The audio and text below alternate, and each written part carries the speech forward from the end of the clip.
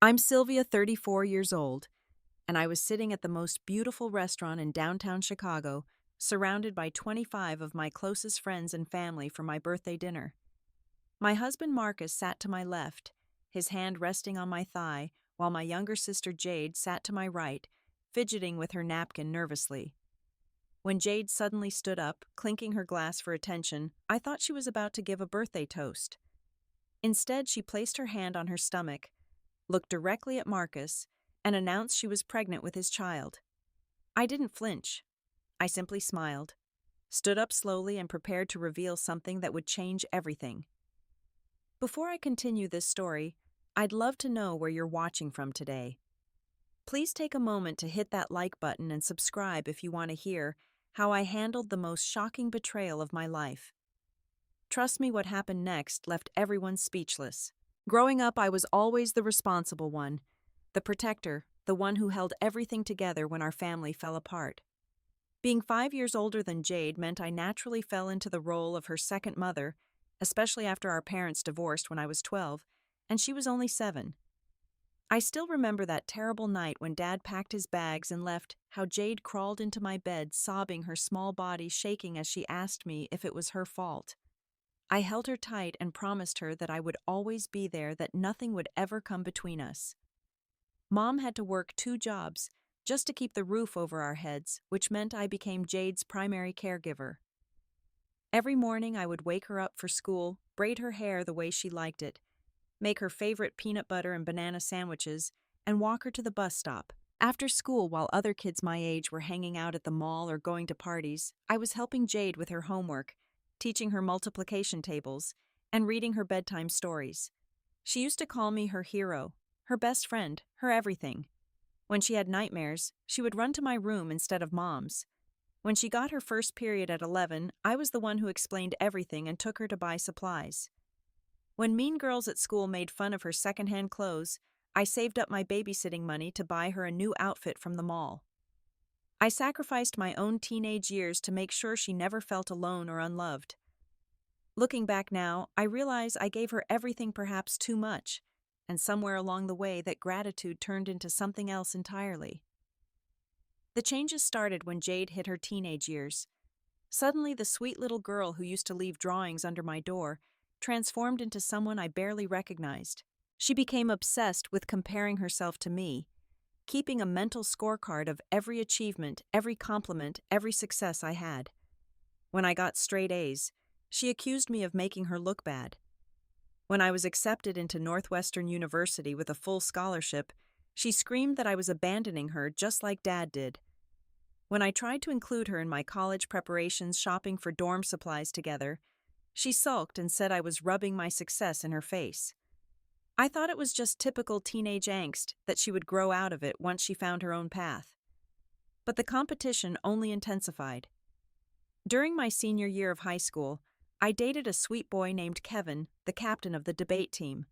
One day I came home early from work to find Jade sitting on his lap in our living room, her arms wrapped around his neck. She was only 13. When I confronted her, she laughed and said she was just proving that anything I had she could take. Kevin left immediately, apologizing profusely, but the damage was done. That was the first time I saw something cold in my sister's eyes, something calculating that made my stomach turn. Still, I forgave her. I always forgave her. When she showed up drunk at my college graduation and made a scene during my valedictorian speech, I forgave her. When she accidentally spilled red wine on my wedding dress an hour before the ceremony, I forgave her. When she told my boss at my first law firm that F had a drinking problem as a joke, nearly costing me my job, I forgave her. Mom always said family was everything, that sisters should stick together no matter what. So I kept forgiving, kept making excuses, kept believing that somewhere inside my little sister still loved me. Meeting Marcus felt like the universe finally rewarding me for all my patience and sacrifice. I was 28, working 80-hour weeks at Preston and Associates, one of Chicago's most prestigious law firms. He was 32, a senior partner with a reputation for winning impossible cases. The first time I saw him, he was destroying opposing counsel in a deposition, his sharp mind and commanding presence filling the room. When he asked me to assist on a complex merger case, I was thrilled. Late nights reviewing documents turned into coffee runs turned into dinners, and dinners turned into something beautiful. Marcus was everything I had ever dreamed of in a partner. He was brilliant, ambitious, charming, and most importantly, he seemed to genuinely care about me. He would send flowers to my office just because, leave little notes on my desk during tough cases, and always made sure I ate during our marathon work sessions. After 2 years of dating, he proposed on a trip to Paris, getting down on one knee at the top of the Eiffel Tower just as the sun was setting. It was perfect, magical, everything a proposal should be. When I called Jade to tell her the news, she squealed with excitement and immediately asked to be my maid of honor. I should have noticed the edge in her voice, the way she asked about the ring's carat size, the way she wanted to know every detail about Marcus's family money. Our wedding 3 years ago was supposed to be the happiest day of my life, and in many ways it was. But Jade nearly ruined it, as she had ruined so many things before. She had just broken up with her boyfriend of 2 years, a perfectly nice accountant named Brian, who had apparently committed the crime of being too boring. She showed up to the rehearsal dinner drunk, made a pass at 2 of Marcus's groomsmen, and then spent the entire reception crying in the bathroom. I spent half of my wedding night comforting her, holding her hair back as she vomited champagne, and whispered about how unfair it was that I had found someone while she was alone. Marcus was patient that night, understanding even saying family was important, and Jade clearly needed support. If only I had known then what I know now. 8 months ago, everything started to shift, though. I didn't recognize the signs at first. Jade called me crying on a Tuesday afternoon, saying she had lost her job at the marketing firm where she had been working for barely 6 months. She claimed her boss was sexist, that she had been unfairly targeted, that she needed a fresh start. She wanted to move closer to Marcus and me, said she needed family support during this difficult time. I found her an apartment just 3 blocks from our house, helped her move, even paid her first month's rent and security deposit. Marcus thought I was being too generous, but I reminded him that she was my only sister, that family helps family. At first, it seemed like the right decision. Jade would come over for dinner twice a week, and we would cook together like we did when we were kids. She would tell me about her job interviews, her dating disasters, her plans for the future. It felt like maybe finally we were building the relationship I had always wanted with her. She even seemed to get along with Marcus, laughing at his jokes, asking him for career advice, thanking him for being such a good brother-in-law. I was so happy, so relieved that my 2 worlds were finally coming together harmoniously. But then the boundaries started to blur. Twice a week became 4 times a week, then almost every night. She would show up unannounced during our date nights, claiming she was lonely or sad or just needed company. She always had a crisis that needed immediate attention, a drama that only we could help her solve. Marcus started working later, saying he needed to catch up on cases, but I noticed he was most absent on the nights Jade came over. When I mentioned this to him, he said I was being paranoid, that I was letting my complicated history with Jade cloud my judgment. The pool party in June should have been my wake-up call. We had invited a few friends over for a barbecue, nothing fancy, just burgers and beer by our pool. Jade showed up in the tiniest red bikini I had ever seen, her body tanned and toned from the gym membership I was paying for. She spent the entire afternoon asking Marcus to help her with sunscreen, pulling him into the pool for chicken fights, sitting on his lap during the group photos. When I pulled her aside and told her she was being inappropriate, she laughed and said I was being insecure, that not everything was about me, that Marcus was just being a good brother-in-law. The other wives at the party gave me sympathetic looks, but no one said anything. Marcus later told me I had embarrassed him by making a scene, that Jade was just being friendly, that I needed to work on my trust issues. The business trip started shortly after the pool party. Marcus had always traveled for work maybe once every 2 months, but suddenly he was gone every other week. Chicago to New York to Los Angeles to Miami. He would leave his itineraries on the kitchen counter, call me from his hotel rooms, send me pictures from boring conference rooms. Everything seemed normal, legitimate, above board. It was just coincidence that Jade was also traveling more, visiting college friends in different cities, attending marketing conferences to network for her job search. When I mentioned the overlap to Mom, she said I was being ridiculous, that I needed to stop assuming the worst about Jade. But the doubt had been planted, and once it took root, I started noticing everything. The way Jade's phone would buzz at the same time mine did when Marcus said goodnight. The new designer purse she carried despite being unemployed.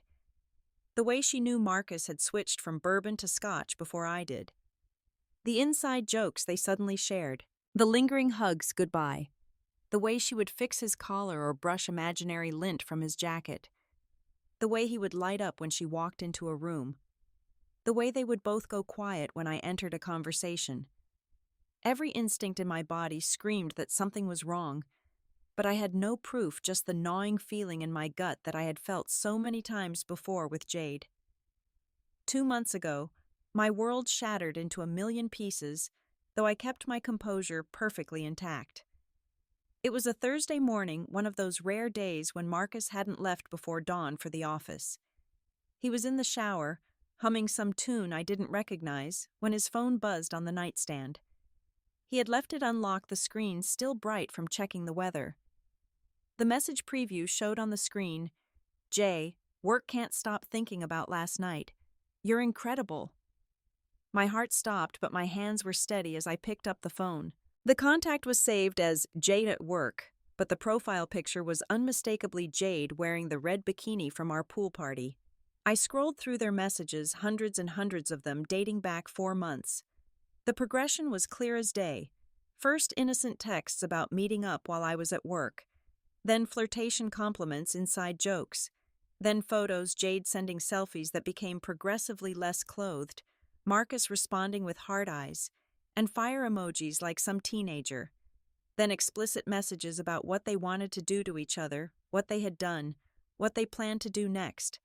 The most recent thread made me physically ill. They were discussing their future, their plan. Jade had written, "Once I'm pregnant, she'll have to give you a divorce. No judge would keep a man from his child. We can take half of everything and start fresh. She owes me anyway after playing perfect princess our whole lives." Marcus had responded, "Patience, baby girl. The timing has to be perfect. Your sister suspects nothing. Keep playing the struggling little sister card. I've already moved $50,000 to the offshore account. Once you're pregnant, we execute the plan." I sat there on our bed in the home we had built together, reading about my husband and sister's plan to destroy me. The shower was still running. Marcus was still humming. The sun was still shining through our bedroom windows. The world hadn't stopped spinning, even though mine had. I screenshotted everything, sent it to my personal email, then deleted the evidence from his phone. When Marcus came out of the shower towel around his waist, water droplets on his chest, I smiled and told him I loved him. He said it back without hesitation, kissed my forehead, and said he had another business trip coming up. I told him I understood that work was important. Inside, I was already planning. My mother raised me to be smart, not reactive. "Never let them see you sweat," she used to say.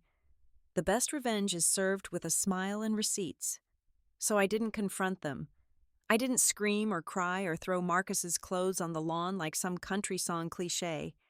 Instead, I hired the best private investigator in Chicago, a former FBI agent named Patricia, who specialized in infidelity cases. I gave her access to everything: our phone records, bank statements, credit card bills, Marcus's travel itineraries. I wanted documentation, evidence, proof that would hold up in court and in the court of public opinion.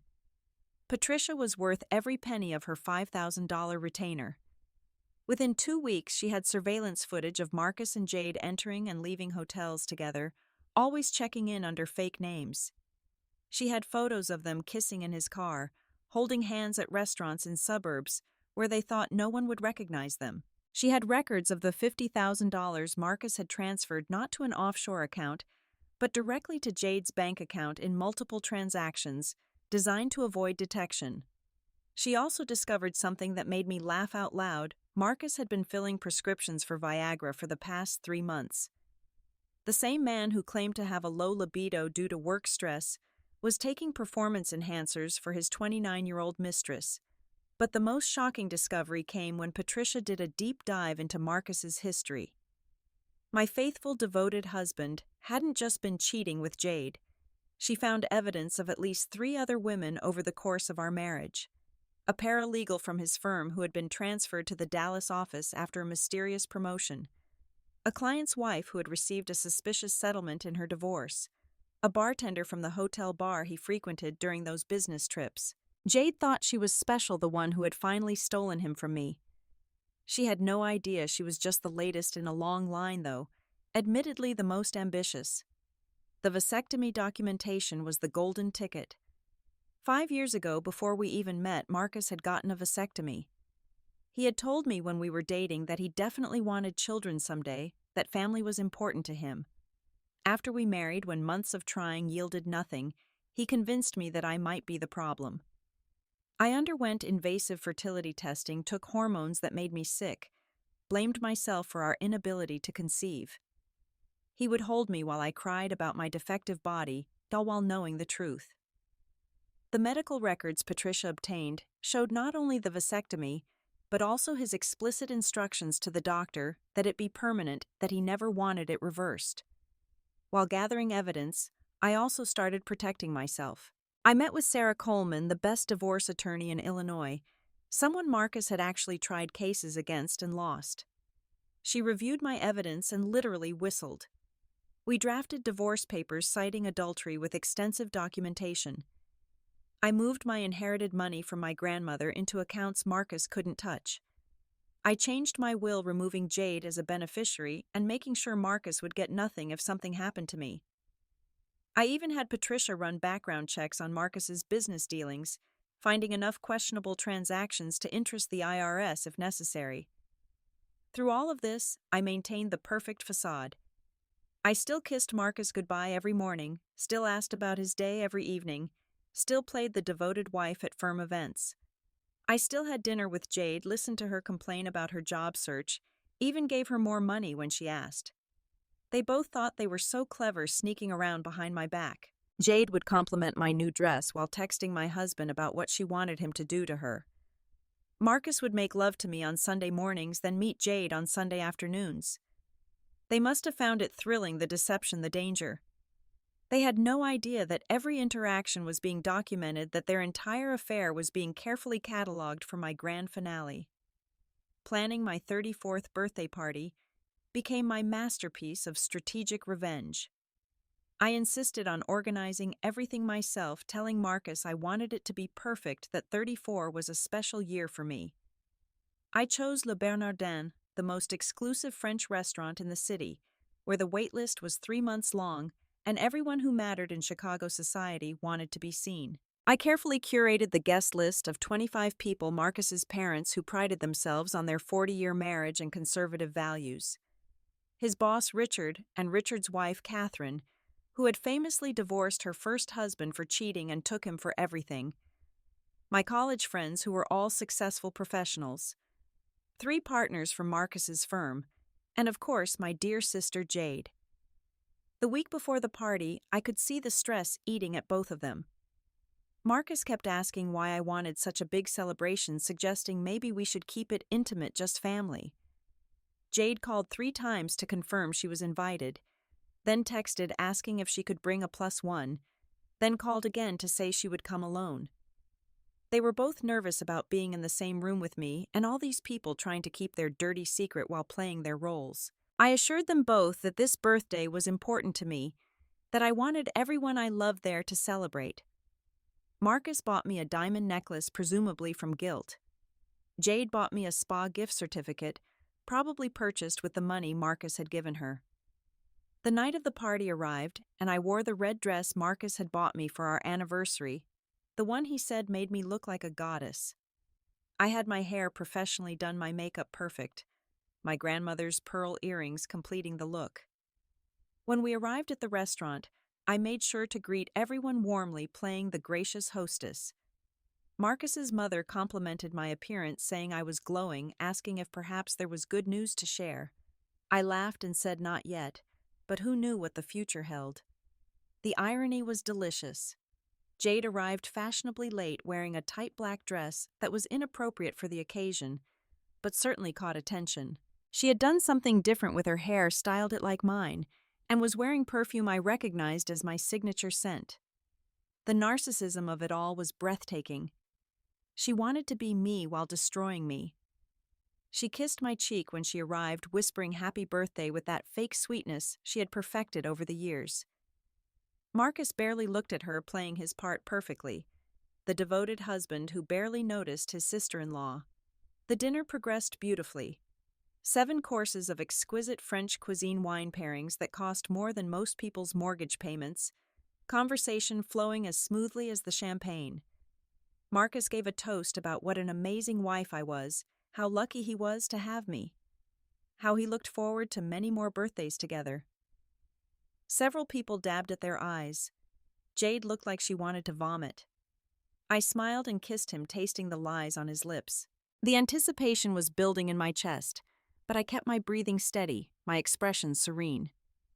As the servers cleared the plates from the main course, and before dessert was served, I watched Jade fidget with her napkin, exchange a quick glance with Marcus, then stand up, tapping her spoon against her champagne glass.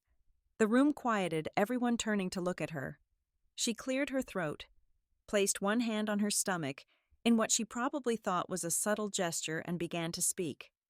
I wanted to take a moment on my sister's special day to share some wonderful news, she began, her voice trembling with what people probably thought was emotion, but I recognized as nerves.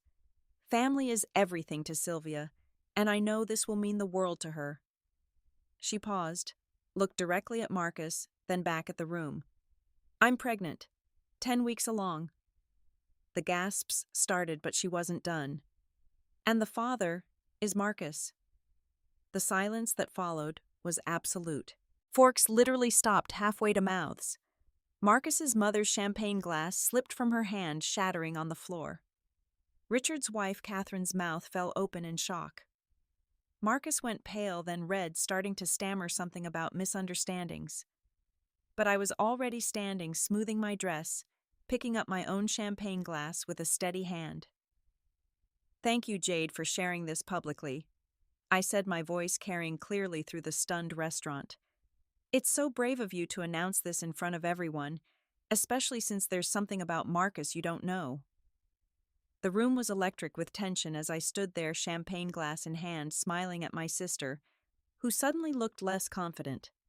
Marcus started to stand, but I gently placed my hand on his shoulder, pressing him back into his seat. The gesture looked affectionate to onlookers, but my nails dug into his shoulder just enough to make him wince. Jade, sweetheart, I continued, my voice honey sweet, with just the right touch of concern.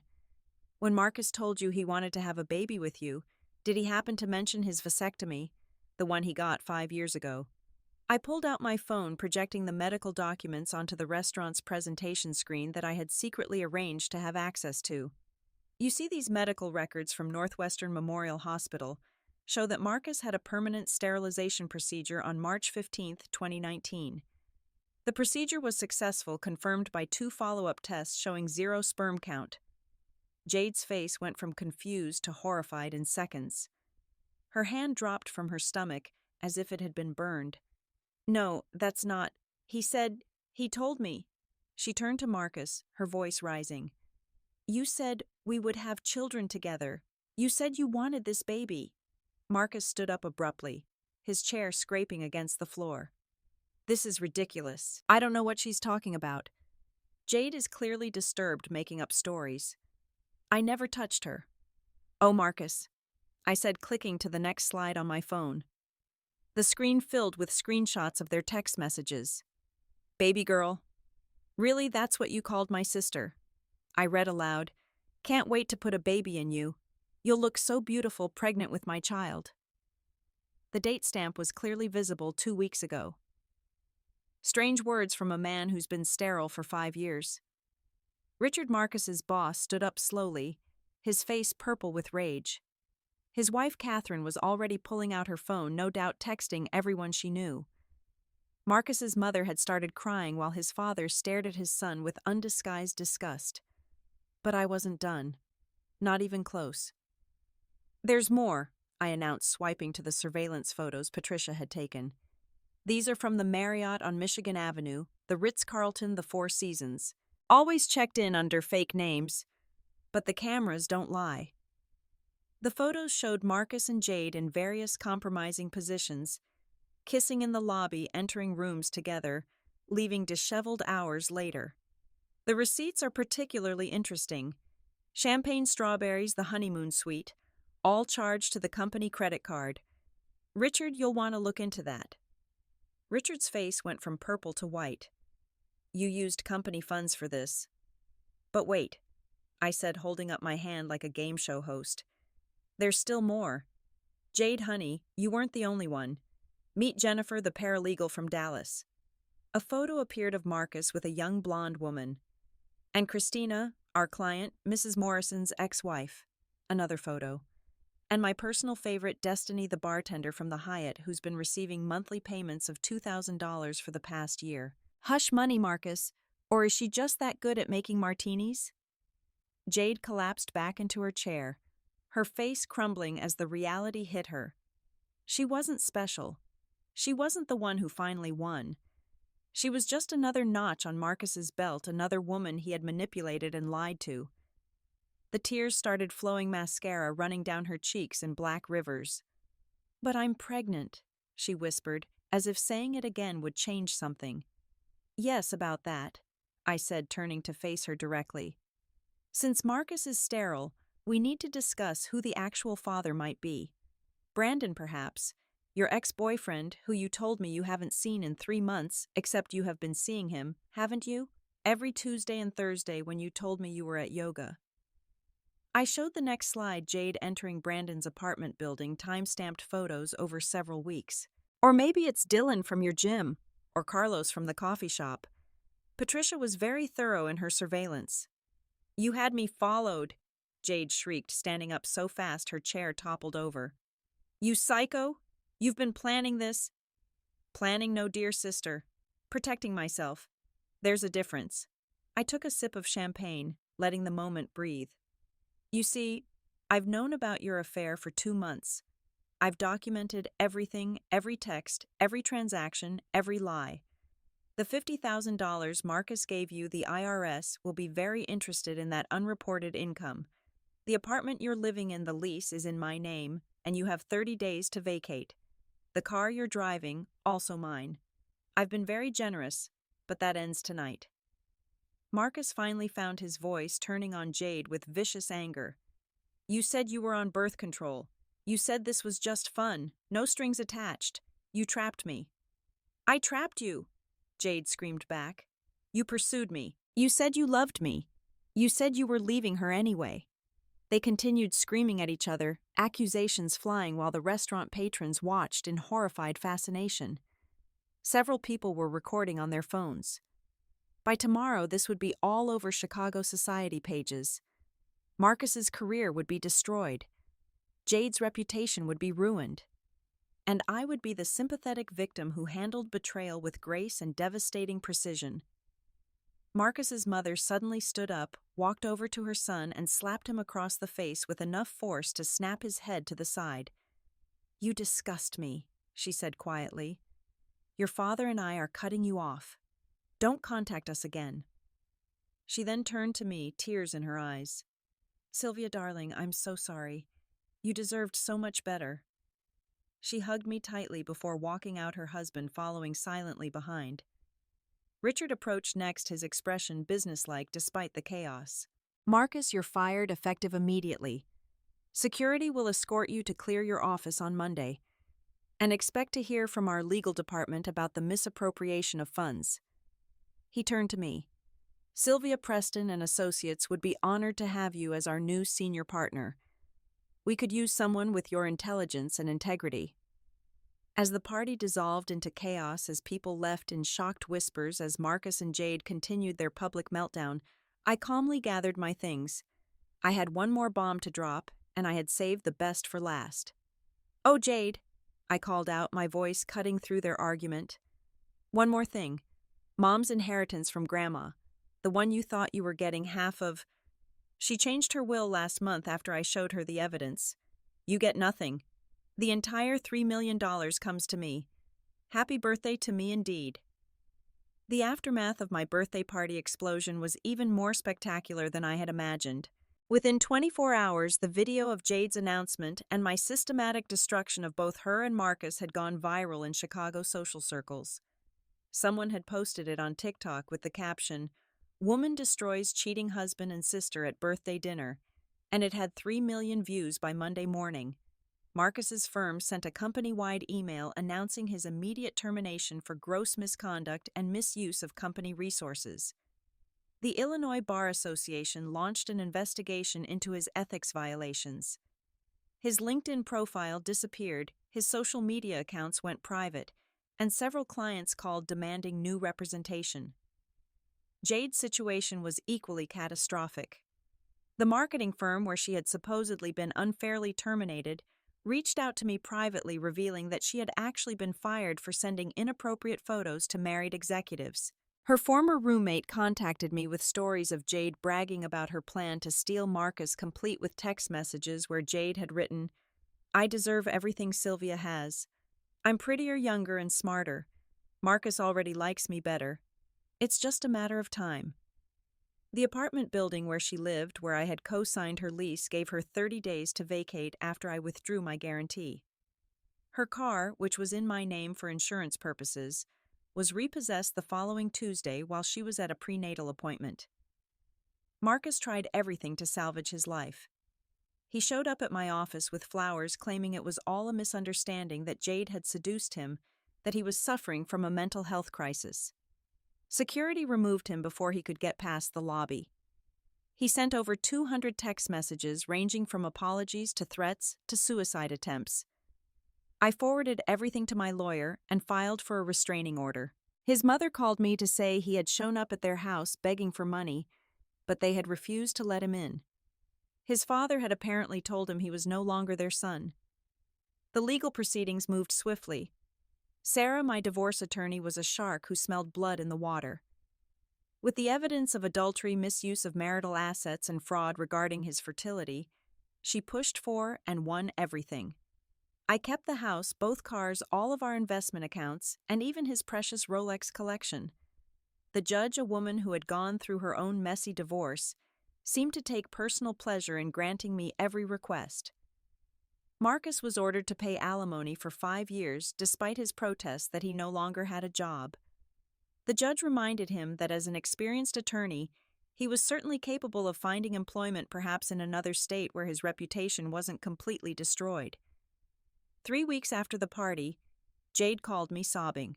The paternity test had confirmed that Brandon was indeed the father of her twins. Yes, twins, but he wanted nothing to do with her or the babies. He had apparently been engaged to someone else the entire time he was sleeping with Jade, just using her for fun on the side. The irony was not lost on me. She begged me to forgive her, to help her, to be there for her during the pregnancy. She even played the family card, saying our mother would be devastated if we couldn't reconcile. I told her that our mother already knew everything and had chosen my side, which wasn't entirely true but felt good to say. Mom was actually in therapy trying to understand how she had raised a daughter capable of such betrayal. Marcus's other women started coming forward once the story went public. Jennifer, the paralegal, sued him for sexual harassment and won a substantial settlement from the firm's insurance. Christina Morrison contacted me personally to apologize, saying she had no idea Marcus was married when their affair started. She had thought he was divorced, as that's what he had told her. Destiny, the bartender, turned out to be pregnant as well, though Marcus insisted the baby couldn't be his due to his vasectomy. She threatened to go to the media with her story unless he paid her $100,000. Last I heard, he was working as a document review attorney in a windowless basement, making 1/10 of his previous salary, trying to pay off all his settlements and support obligations. The house felt different without Marcus's presence, lighter somehow, like opening windows after a long winter. I redecorated everything, painted the walls colors he had said were too bold, bought art he had called frivolous, turned his home office into a yoga studio. I hired a personal chef, joined a book club, started taking salsa dancing lessons. For the first time in years, I was living for myself, not managing someone else's ego or covering for their lies. My friends, who had apparently suspected something was wrong but hadn't known how to tell me, rallied around me with support and wine and strategic Marcus bashing sessions that were surprisingly therapeutic. 6 months after the birthday party, I ran into Jade at Whole Foods.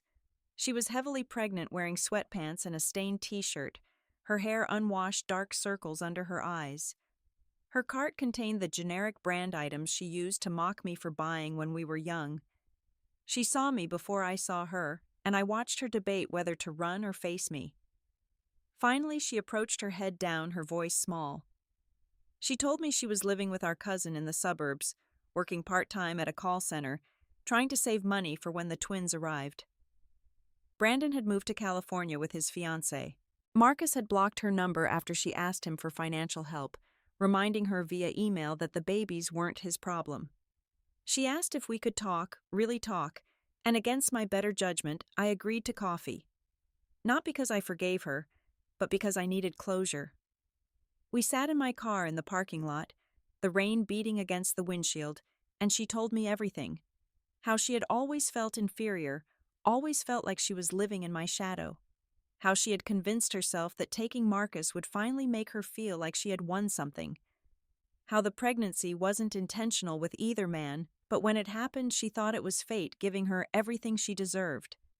She admitted to planning the birthday announcement, thinking that public pressure would force Marcus to choose her, that I would be too humiliated to fight back.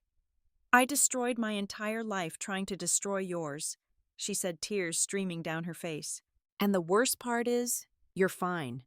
You're better than fine. You're thriving. And I'm exactly where I deserve to be, alone, broke, and pregnant with the children of a man who doesn't want me." I looked at my sister. Really looked at her for the first time in years. Not the competitor, not the threat, not the betrayer, but the broken little girl who had never recovered from our father leaving, who had internalized the abandonment as proof she wasn't good enough, who had spent her entire life trying to prove she was worthy by taking what others had. I felt something I hadn't expected: pity. Not forgiveness, not love, but a deep, sad pity for the life she had wasted on jealousy and schemes. "Jade," I said carefully, "I can't forgive you. What you did was unforgivable. You didn't just sleep with my husband. You planned to destroy my life, to take everything from me.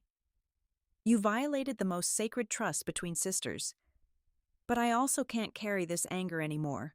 It's too heavy and I have too much life to live." 2 years have passed since that explosive birthday dinner, and life has taken turns I never could have predicted.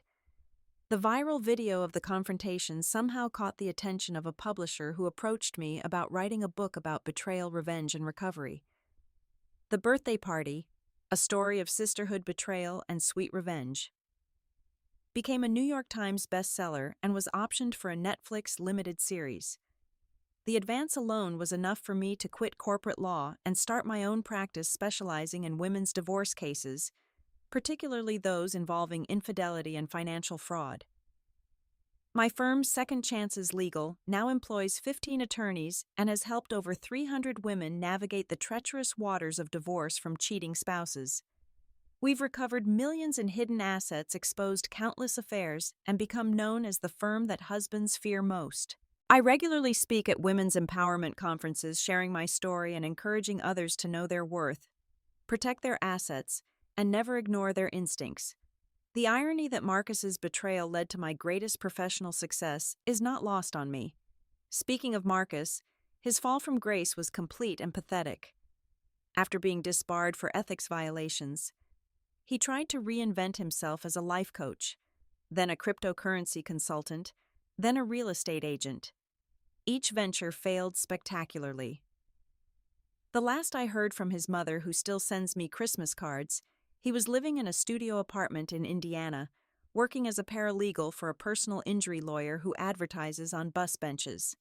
He married a woman 20 years his senior, who he met at a casino, obviously for her money, but she divorced him 6 months later when she caught him cheating with her daughter's best friend. Some patterns never change.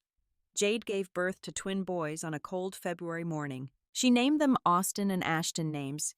she had once told me she would use for her children when we were teenagers planning our futures. Despite everything, I sent a card and a small gift to the hospital, though I didn't visit. Our mother went to help her for the first month, torn between her love for both daughters and her disappointment in what Jade had done. Mom told me later that Jade had a difficult delivery, hemorrhaging badly and nearly dying. In those moments of crisis, she had apparently called out for me, begging the nurses to call her sister, saying I would know what to do. It was the first time I cried about the whole situation. Brandon, the father of Jade's twins, eventually broke off his engagement when his fiancée found out about the babies. He now has court-ordered visitation every other weekend and pays the minimum child support, though he's consistently late with payments. Jade works 2 jobs to make ends meet: days at a daycare center, where she can bring the twins nights doing data entry from home. She lives in a small apartment in a rough neighborhood, drives a 15-year-old Honda with 200,000 miles on it, and shops at thrift stores for the boys' clothes. Every few months, she sends me pictures of the twins through our mother, and I have to admit they're beautiful children who deserve better than the circumstances of their birth. The 1-year anniversary of the birthday party, I received a long letter from Jade. 10 pages of apologies, explanations, and regrets.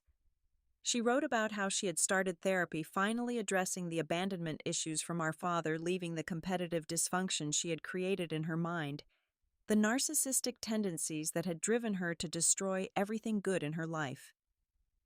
She didn't ask for forgiveness or money or help. She just wanted me to know that she was trying to become a better person, not for me or anyone else, but for her sons, so they wouldn't grow up with a mother consumed by bitterness and envy. I kept that letter but didn't respond. Some wounds are too deep for words to heal. Instead, I set up anonymous college funds for the twins, ensuring they would have opportunities their mother's choices hadn't destroyed. It wasn't forgiveness, but it was something. Those boys didn't choose their circumstances, and I wouldn't let my anger at their mother punish them for existing. Last month at my mother's 70th birthday celebration, Jade and I were in the same room for the first time since that Whole Foods encounter. She looked healthier, having lost the pregnancy weight, and found some peace and acceptance of her situation. She didn't try to approach me, respecting the boundary I had clearly established. But at one point, our eyes met across the room. She raised her glass slightly in my direction, not in a toast, but in acknowledgement, and I nodded back. It wasn't reconciliation, but it was recognition that we were both still here, both still family, even if we could never be sisters again. The strangest part of this entire journey has been discovering who I am without the roles I had always played. Without being Jade's protector, I learned I had been enabling her toxic behavior for years. Without being Marcus's wife, I realized I had dimmed my own light to make his shine brighter. Without being the perpetual forgiver, I found strength I never knew existed. I'm 36 now, single by choice, child-free by circumstance and biology, but more fulfilled than I ever was in my marriage. I've been in therapy myself, working through the complex trauma of double betrayal. My therapist helped me understand that my compulsive need to save Jade came from trying to save my family after my father left, that I had appointed myself the guardian of everyone else's happiness at the expense of my own. She also helped me see that Marcus had likely targeted me specifically because he recognized someone who would forgive, who would make excuses, who would blame herself before suspecting him.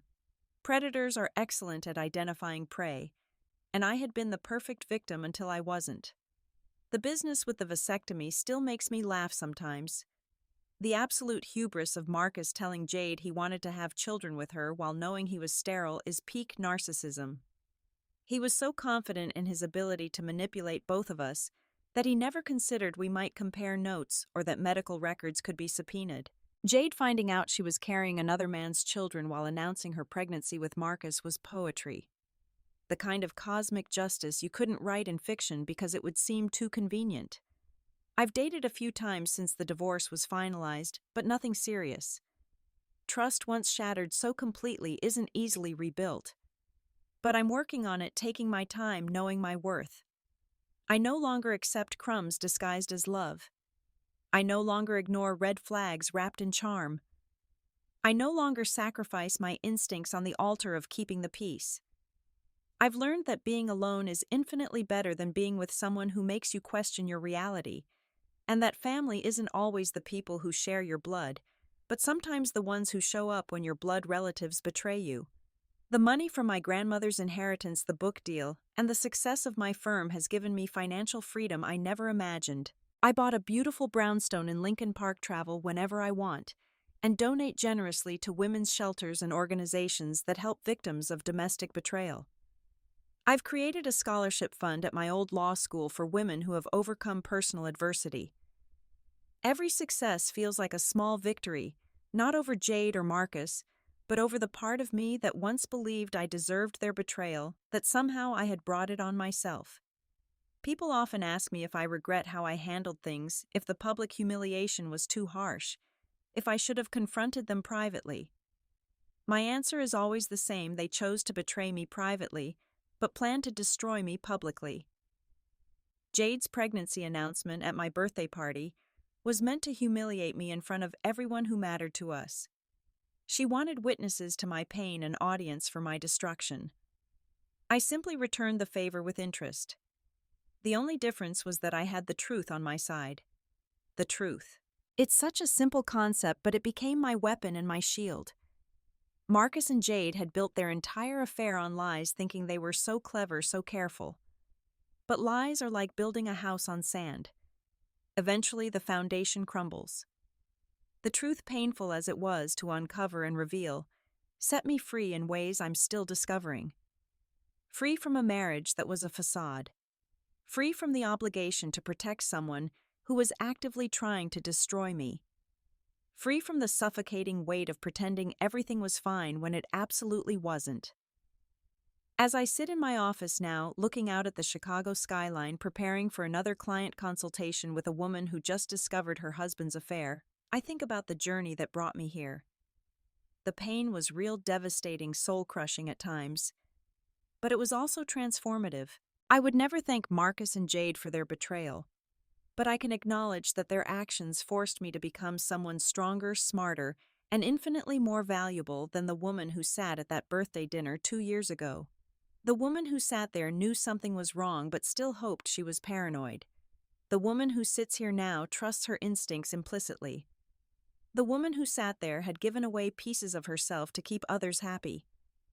The woman who sits here now knows that her happiness is not negotiable. The woman who sat there was about to have her world destroyed. The woman who sits here now rebuilt that world on her own terms, better and stronger than before. Sometimes late at night I wonder about the path not taken. What if I had never checked Marcus's phone? What if Jade had never made that announcement? Would I still be in that marriage, slowly dying inside, while maintaining the perfect facade? Would Jade and Marcus have continued their affair indefinitely, laughing at my ignorance while spending my money and planning my disposal? The thought makes me shudder. That birthday party, horrible as it was, might have been the best gift I ever received: the gift of truth, the gift of freedom, the gift of discovering exactly how strong I could be when everything I thought I knew turned out to be a lie. I've learned that family isn't about blood. It's about loyalty. Love isn't about words. It's about actions. And sometimes the best revenge isn't just living well. It's living authentically, truthfully, and completely free from the people who tried to dim your light. My sister thought she could steal my husband. My husband thought he could have his cake and eat it too. They both thought I was weak, predictable, too nice to fight back. They were wrong on all counts. The last time I saw my reflection in a mirror, really looked at myself, I saw someone I didn't recognize from 3 years ago. The woman staring back at me had steel in her spine, fire in her eyes, and a smile that wasn't asking for permission to exist. She was someone who had been broken and rebuilt herself with gold in the cracks, stronger and more beautiful for having been shattered. She was someone who had learned that the opposite of love isn't hate, it's indifference. And I have become beautifully, peacefully indifferent to both Marcus and Jade. My story isn't about revenge, though that was certainly satisfying. It's about resurrection. It's about discovering that the person you were meant to be was always there, waiting beneath the layers of obligation, manipulation, and misplaced loyalty. It's about learning that sometimes the people who claim to love you the most are the ones capable of hurting you the worst. And it's about understanding that surviving that hurt, exposing that betrayal, and rebuilding your life on your own terms isn't just possible, it's powerful. I know there are people watching this who have their own stories of betrayal, their own Jades and Marcuses, who smile to their faces while planning their destruction. To you, I want to say this: trust your instincts. Document everything. Protect yourself legally and financially. Don't let anyone gaslight you into thinking you're crazy for suspecting what your gut already knows. And when the time comes when you have the proof and the plan, don't hesitate to protect yourself with the same energy they used to betray you. You don't owe anyone your destruction. You don't owe anyone your silence.